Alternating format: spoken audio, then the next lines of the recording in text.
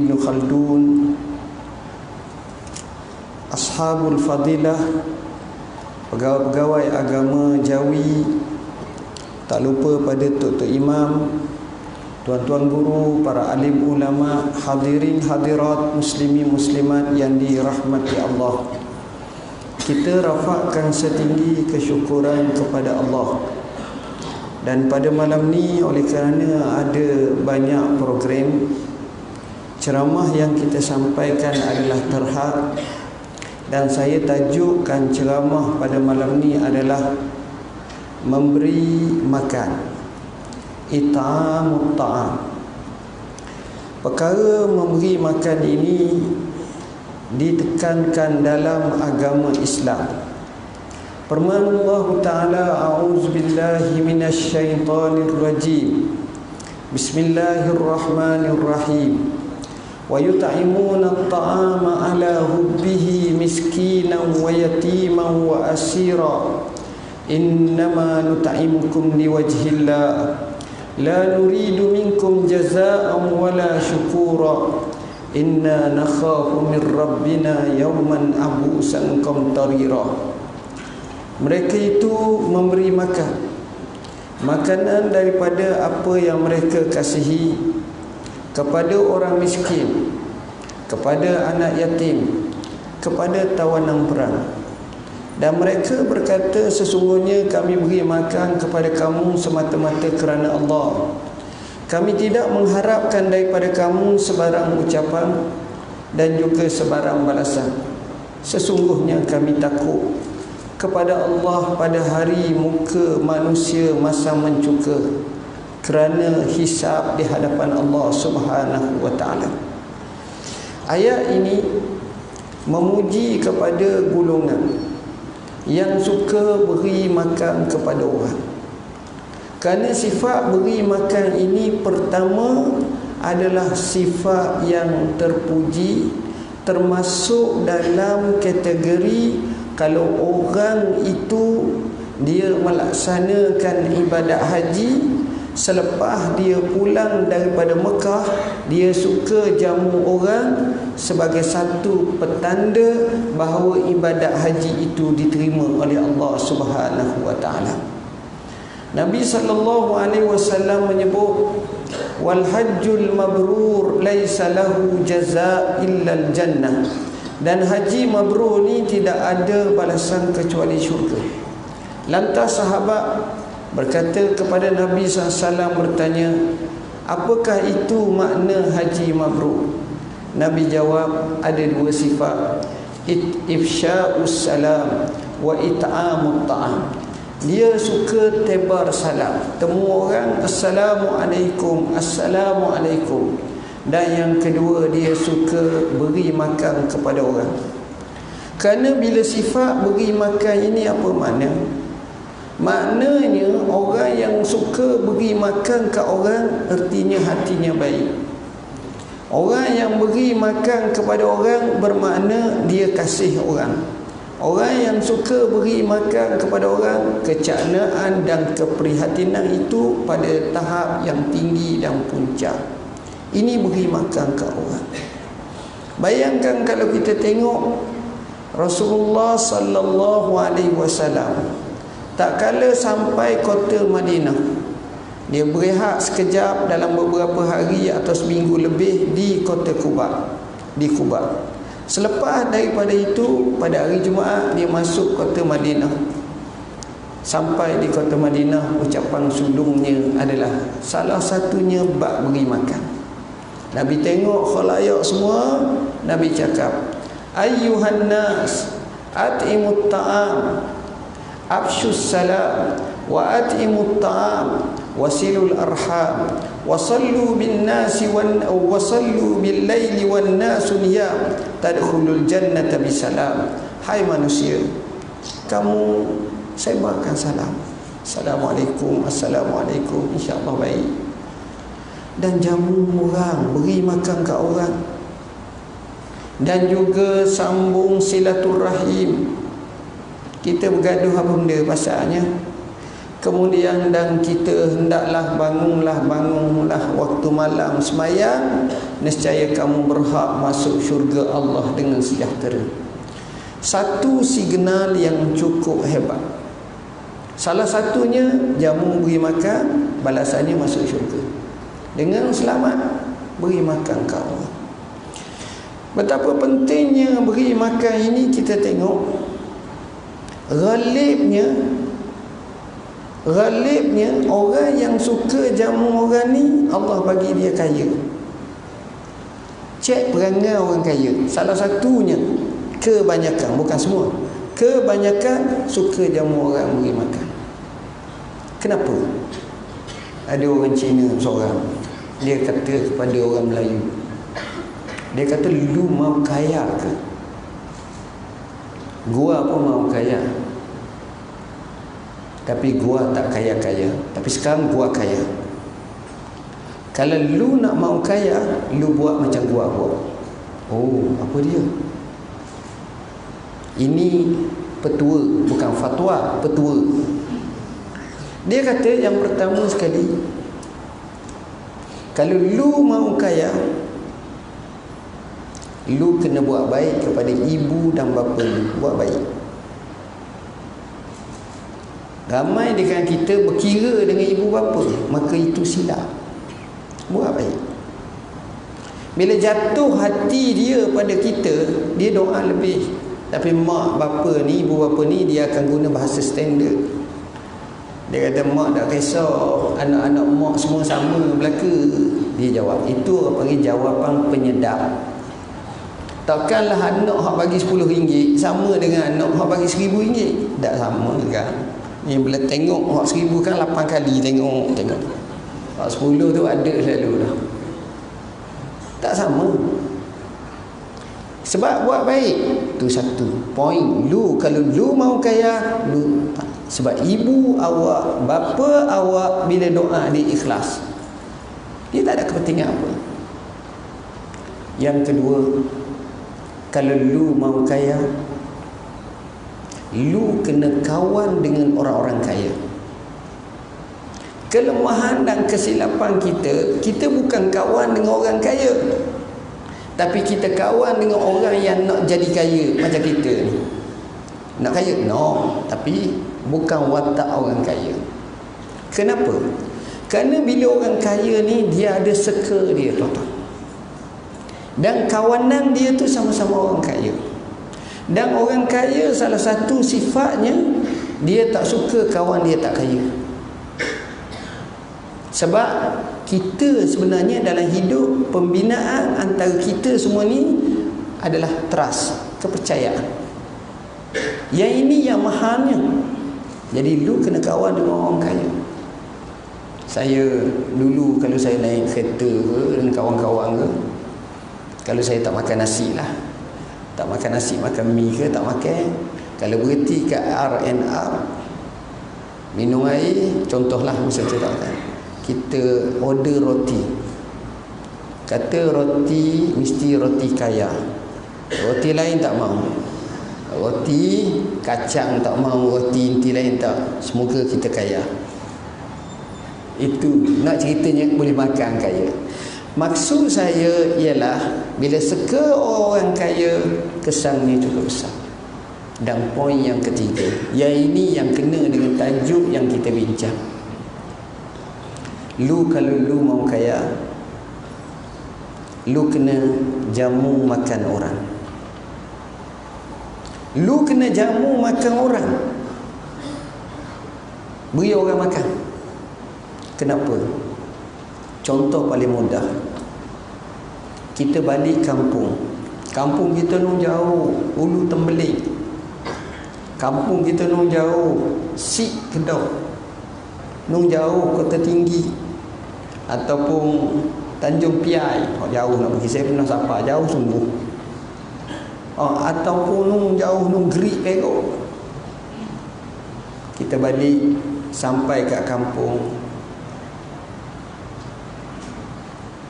Kita tengok kedai Pak De ada 10 orang duduk dalam kedai, duduk minum, makan roti canai.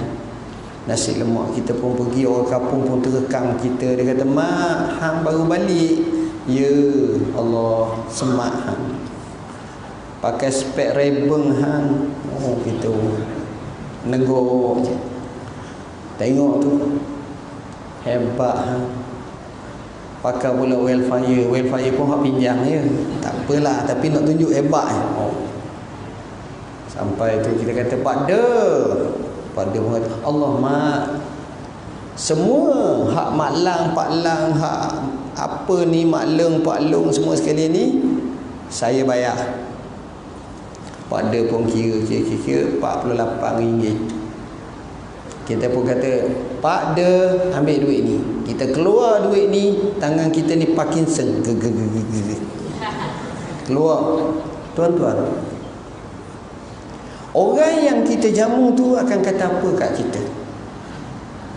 Orang yang jamu tu, mak lang, pak lang, mak long, pak long, dia kata apa? Mak kayamu. Ada pula kata, mu ni semoga Allah kayakan kamu. Kamu ni orang kaya baru ke? Mulut tu, dalam ramai-ramai tu adalah hak masing, adalah hak barakah. Saya temu Haji, Ji, doa saya kaya. Apa Haji kata? Pada aku doa kat kau, baik aku doa kat aku.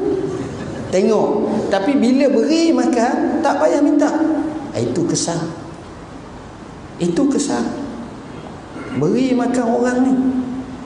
Dan antara poin yang besar kalau selalu beri makan orang ni, tuan-tuan, yang saya tengok, Allah selamatkan dia ketika mana dia tak mungkin selamat. Poin. Orang yang selalu beri makan kat orang, Allah selamatkan dia ketika mana kalau Allah tak selamat, dia mati. Seorang ulama besar bernama Al-Imam Syaukani, dia karya satu kitab namanya Al-Badrut Talib. Dalam kitab Al-Badrut Talib ada menyebut, apa yang dia sebut? Dia kata dalam kitab tersebut, dia kata ada satu kisah seorang kaya di Yaman. Kaya, perangai dia suka jamu orang, terutamanya waktu pagi. Dia jamu roti dengan susu, jamu. Jadi orang-orang miskin ni pergi makan rumah dia. Ni harap Yaman makan. Satu ketika kebun luas dia tu kering, kemarau yang panjang, tanaman banyak tak menjadi, merekah, akhirnya tak ada apa dah. Macam mana nak buat? Tuan-tuan tahu, bila keadaan macam ini, dia pergi dekat kebun dia. Dia ajak kawan-kawan dia, pekerja dia, cari tempat yang disangkakan mata air. Cari, dia dapat satu tempat. Lalu dia pun cangkul. Kawan-kawan dia tolong cangkul, pekerja dia cangkul sampai dalam. Bila dah sampai dalam, nampak daripada cangkulan kawan dia tu menunjukkan riak air nak keluar, air mata air. Mukanya suka yang amat sangat. Lalu dia seorang-seorang itu, dia pukul dengan sekuat-kuatnya. Bila pukul dengan sekuat-kuatnya air itu, maka air itu terus keluar memancut. Dan dia entah macam mana terjeruh jatuh, tak nampak. Air naik dah. Akhirnya kawan-kawan di atas tengok air, tengok dia tak ada, panggil tak ada, tunggu sejam tak muncul, 3-4 jam tak muncul, sehari tak muncul, 2 hari tak muncul, seminggu tak muncul. Akhirnya isytihar dia mati. Habis kisah. Nak jadi ke cerita, selepas mati ni lama, 4 tahun. Satu riwayat kata 4 tahun. Harta tanah dia ni telah difaraidkan kepada keluarga-keluarganya. Satu hari berlaku pula macam kemarau panjang. Jadi kawan ni gali tempat yang sama. Bila gali akhirnya terjatuh. Rupanya ada lubang. Jatuh tu pula dalam rupa bawah tu macam gua. Bila dia jatuh bawah, dia tengok ada seorang lelaki duduk dalam gua tu. Lagi takut kawan ni. Dia manusia ni tuan-tuan, dia tak takut orang, tapi dia takut jika sekiranya orang tu sejuzuk. Macam dia masuk masjid ni, dia tengok ada lengang sepotong, berlari pakat keluar, panggil polis sebab dah cukup syarat. Itu manusia dia takut. Dan dia takut kalau manusia tu ada pada tempat yang sepatutnya tak ada. Dia lalu ke kubur, duduk kat batu nisan seorang, pakai baju putih pula. Oh, takut. Dia manusia macam tu. Jadi kawan ni gak bertempik. Bila bertempik, orang atas tu dengar di tepi ni ulur tali. Dia pun pegang tali. Orang lelaki tadi tu, seorang tu pegang juga tali dekat bawah dia, naik dua-dua. Lagilah takut orang lain pakat takut habis. Orang tu adalah tuan tanah asal, orang kaya tu. Jadi semua pakat kejut dan berkata, macam mana ni awak ni? Dia kata, ya ke koring? Bukan. Atu? Bukan. Gunalah istiadat. Orang tak berani. Mula setuh. Memang tangan dia. Betul. Akhirnya bila sah dah orang itu, dia pun tanya. Apa tanya dia? Kenapa awak tak mati? Kenapa awak tak mati? Dia jawab, masa saya gali tu memang air keluar, tapi saya jatuh dari sudut yang lain. Jadi air tu bukan lemah saya, tak. Saya termasuk dalam gua, bukan tu, tak kena pun. Okey. Yang jadi masalahnya, sudah 4 tahun. Macam mana nak makan? Macam mana nak minum? Orang tak tahu. Dia jawab, saudara, saya pun tak tahu. Kecuali setiap pagi akan ada roti beberapa keping dan juga akan ada susu. Saya boleh makan dan saya boleh minum. Itulah yang menyebabkan saya survive hidup saya. Yang tu je ada, roti dan susu. Kenapa Allah jadikan dia macam ini, dipanggil ma'unah atau karamah? Kerana dia atas muka bumi duk jamu orang roti dan susu. Kama tadinu tudan, sebagaimana kamu buat maka begitulah kamu dibalas. Baik tak tuan-tuan? Artinya jamu beri makan orang ni Allah selamatkan ketika mana dia susah. Saya baca satu makalah, bagus kok cerita, tapi tak tahu keabsahan cerita, tapi menarik. Kisah seorang lelaki, dia belajar di Malaysia ni lah, di universiti. Dia ni orang miskin. Cara orang miskin, dia pergi dekat satu kedai, dia akan beli nasi, di mana dia beli nasi dia letak banyak dan dia letak kuah je.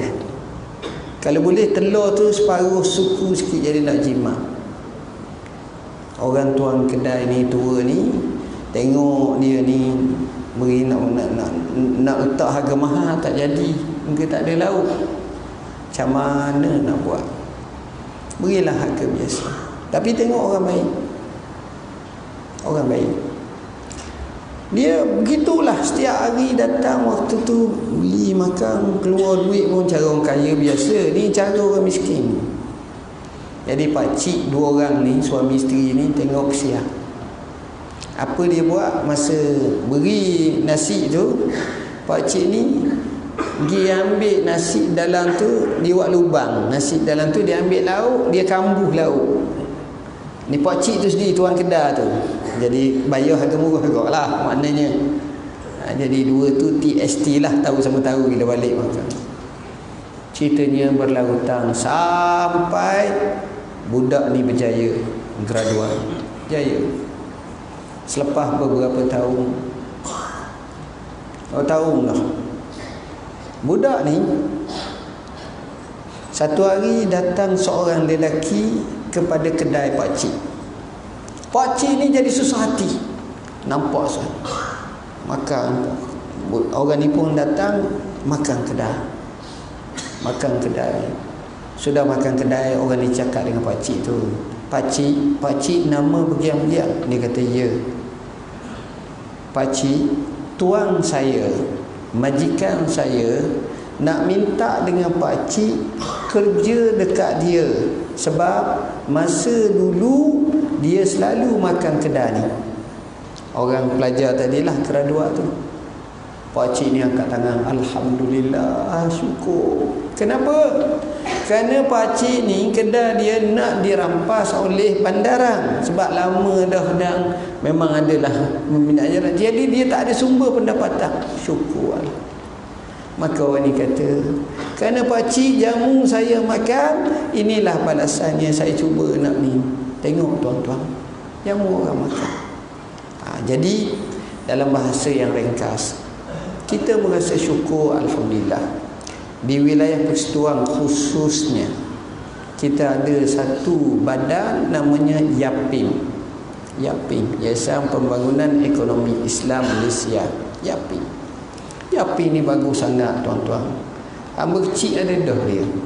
Tuanya YAPIM. Kalau orang kau memang akhir balik dah lah, perekat matang dah dapat cucu dah. Tu YAPIM. Dan YAPIM ni dia cukup baik. Saya bila tengok tu teringat kita kena pakat sumbang kat YAPIM. Bagi RM10 seorang, kalau hak mana ada mampu, RM20 seorang ke, RM30 seorang ke, kita masuk daftar potong gaji gitu je. Kenapa? Inilah sedekah jariah kita. Kita nak perkasa ekonomi orang Islam, tak apa tuan-tuan, kalau 10, 20, 30, hatta 50 bagi yang berada, dia bukanlah sukar. Dengan itu kita tengok banyak projek-projek yang baik-baik dapat dilaksanakan, seperti jamu orang makan. Seperti hari ni dia ada food bank, hari ni dia buat macam ni. Sebenarnya adalah satu usaha yang murni. Ada kolaborasi, Jawi ada, masjid ada, YAPIM ada. Jadi kerja macam ni tak payah. Dan cerita macam ini ni, kalau dah kemas ekonomi, maknanya bukan boleh batu setahun sekali. Program ni boleh buat sebulan sekali. Jadi orang pun rasa seronok akan datang, jadi seronok. Tapi kekuatan itulah yang kita nak. Oleh kerana itu, saya sebagaimana yang disebut tadi, amat syukur kepada Allah kerana boleh kolaborasi, ada sifat sumbangan daripada YAPIM dan juga kerjasama daripada pihak masjid, dan mereka semua disantuni. Dan ini adalah satu usaha yang murni dan yang baik. InsyaAllah kita dapat merasakannya. Kita katakan jazakumullah khairul jazak. Saya rasa sekadar itulah ceramah saya dengan tajuk jamu makan kepada orang adalah salah satu daripada sifat yang mulia. Aqulu qawli hadza wa astaghfirullahal azim li wa lakum. Wassalamu alaikum warahmatullahi wabarakatuh.